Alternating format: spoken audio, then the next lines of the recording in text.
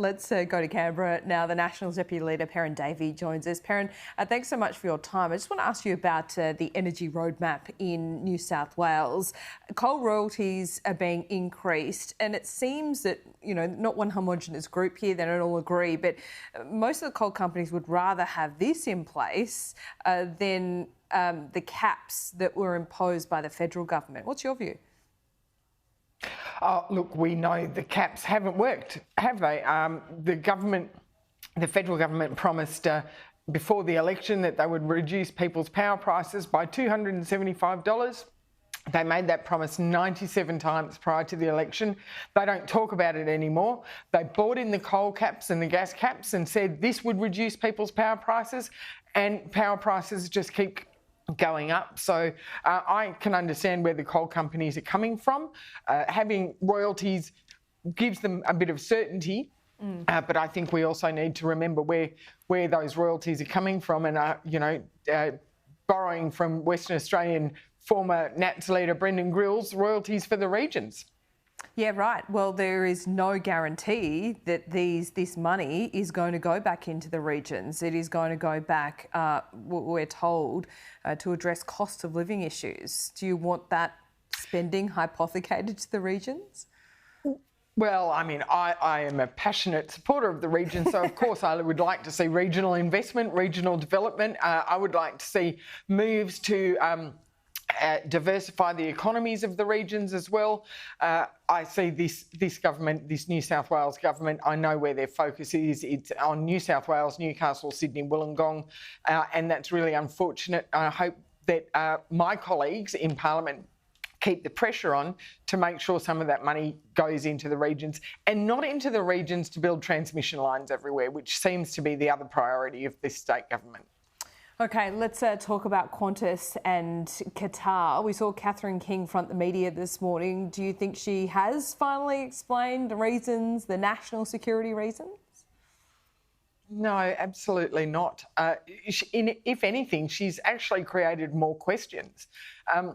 Trying to say that human rights issues were part of her decision to block Qatar. Well, if we're that concerned about Qatar's human rights record, then why are we accepting any flights? My colleague James Patterson made that point very clear this morning. What's the difference between having 21 flights a week from Qatar, 50 flights a week from Qatar, if we are concerned about their human rights issues?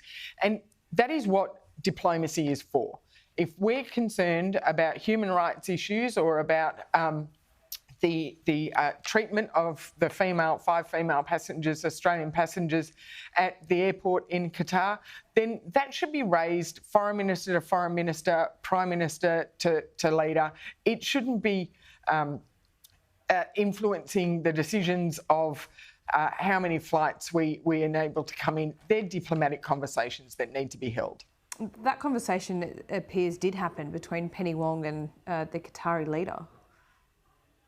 Well, we read this morning that the Foreign Minister, Penny Wong, had that conversation just this week. I would be interested to know whether she had the conversation with her Qatari counterpart before Minister Catherine King wrote to the 5 ladies who are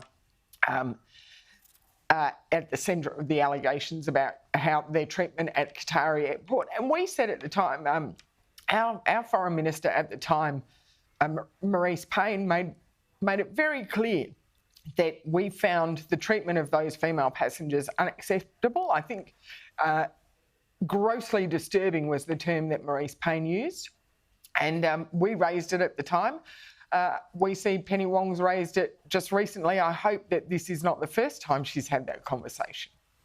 Yeah, okay. So what should happen now?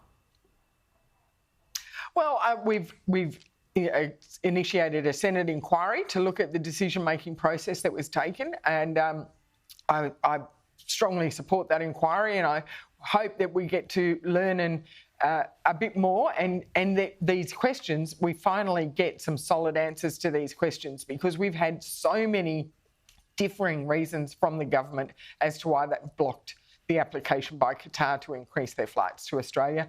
And what we're seeing is that our Australians are paying 50% more for international flights, for 25% less seats than we had pre-COVID. So we need some answers. Yeah, we'll see if we get them, because I think you're right. I don't think we got all those answers this morning. Perin Davey, thanks so much for your time. See you soon. Thank you.